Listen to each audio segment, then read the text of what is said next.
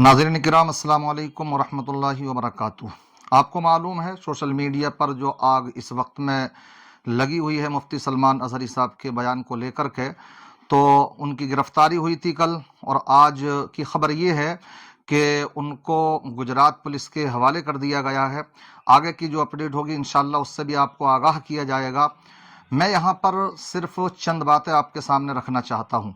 पहली बात तो एक ये कि देखिए, उनकी ये गिरफ्तारी तन्हा मुफ्ती सलमान अज़हरी की गिरफ्तारी नहीं है, बल्कि ये पूरी उम्मत मुस्लिमा के खिलाफ साजिश है, उनकी सबकी गिरफ्तारी है। ख़ास करके इसमें जो उलमा हैं, मशाइख हैं, सादात किराम हैं, हक गो उलमा हैं, उनकी ज़बानों पर ताले लगाने की साजिश है।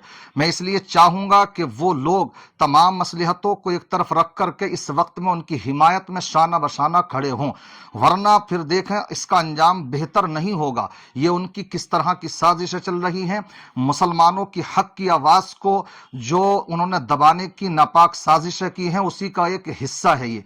इसलिए आप उनका भरपूर साथ दीजिए। जिस अंदाज में भी जो भी अपना किसी तरीके से भी उनका ताआवुन कर सकता है तो वो उनके साथ में अपना ताआवुन पेश करे। दूसरी बात यह है कि ये एक तरफा मामलात होते हैं। सिर्फ एक शेर को लेकर के उनके इतना हंगामा मचा दिया गया, जबकि उसमें किसी कोई खास विशेष धर्म का उन्होंने कोई जिक्र नहीं किया, कोई लफ्ज तक नहीं बोला है। एक हक गो आवाज जो कहते हैं, जो जुल्म के खिलाफ वो आवाजें उठाते रहते हैं, उसी को लेकर के वो बयान करते हैं, वो शेर पढ़ा करते हैं। इसलिए जो और दूसरी तरफ हम ये देखते हैं कि किस तरह के भड़काऊ बयान दिए जाते हैं, मुसलमानों को खुल्लम खुल्ला काटने मारने की बातें की जाती हैं, मगर आज वो सांड की तरह ऐसे ही घूमते नजर आते हैं। मगर फिर अल्हम्दुलिल्लाह हमारी दुआएं हैं, हम अल्हम्दुलिल्लाह दुआ करते हैं मुफ्ती सलमान अज़हरी साहब को अल्लाह सलामत रखे।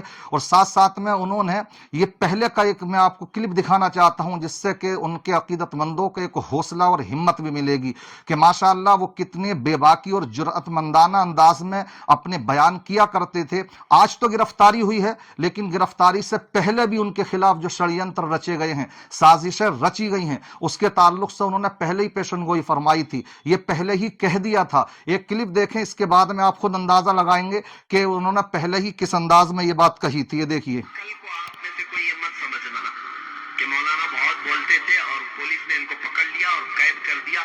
मुझे इसका कोई फिक्र नहीं है। कल को अगर मुझे गिरफ्तार करते हैं, फांसी पर चढ़ाते हैं, टुकड़े करते हैं, सबके लिए तैयार है। इसलिए कि जब मेरे मुस्तफा के कदमों में सर रख ही दिया है, सुभान अल्लाह, बेशक, जान क्या है अगर हो करोड़ों, एक जान क्या है अगर हो करोड़ों, या रसूल अल्लाह तेरे नामों पे सबको वारा करो, सुभान अल्लाह। तो ये बात मैं आज इसलिए बता करके जा रहा हूँ, कल को कोई फिर मत जाना।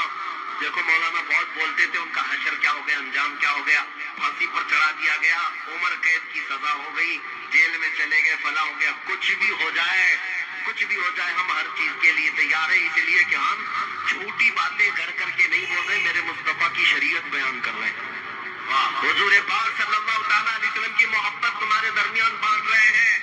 अगर हमसे कोई भी चीज इस तरह की दुनिया ने आजमाइश में कर डाली, तब भी समझना इस्लाम वैसे ही फलता फूलता रहेगा। इंशाअल्लाह जैसे हजारों सलमान आएंगे और चले जाएंगे, लेकिन मेरे मुस्तफा का दीन सुबह क़यामत तक चमकता रहेगा।